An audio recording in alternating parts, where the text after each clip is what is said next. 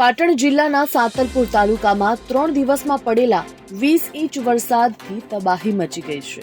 Santalpur national highway number 27 ઉપર પાણી ફરી વળ્યા છે, તો બકુત્રા, વોવા, રમણલપુરા ગામ સંપર્ક વિહોણા બન્યા છે. ત્યારે એનડીઆરએફની ટીમ પણ વોવા પહોંચી શકી ન હતી.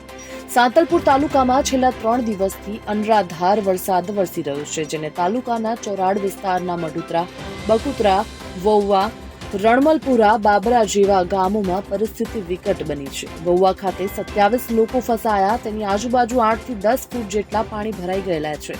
સાંતલપુર તાલુકામાં પડેલા વરસાદને કારણે વોવા અને ગઢા સંપર્ક વિહોણા બન્યા છે.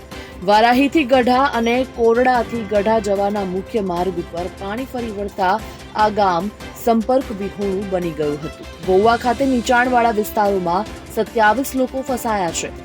જિલ્લા કલેક્ટર સહિતના અધિકારીઓ ઘટના સ્થળે પહોંચ્યા હતા, પણ વોવા ખાતે પહોંચી શક્યા ન હતા. જ્યારે મઢુતરા ગામમાં ઘરોમાં પાણી ભરાઈ ગયા હતા. મઢુતરા ખાતે મકાનો પણ ધરાશાયી થઈ ગયા હતા. કલ્યાણપુરાથી બકુત્રા જવાનો મુખ્ય માર્ગ પણ તૂટી જતા ગામમાં જવાનો રસ્તો બંધ થઈ ગયો હતો.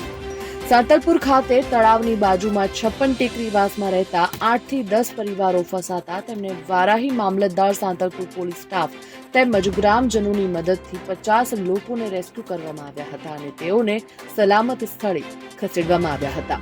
લોકોની મદદથી કેટલાક લોકો પણ પહોંચ્યા હતા, જેમાં રાધનપુર વિધાનસભાના ધારાસભ્ય લવિંગજી સોલંકીના દીકરા નરસિંહજી ઠાકોરને જાણ થતા તેમના મિત્રો સાથે તેઓ ચાલુ વરસાદે લોકોની મદદે પહોંચ્યા હતા.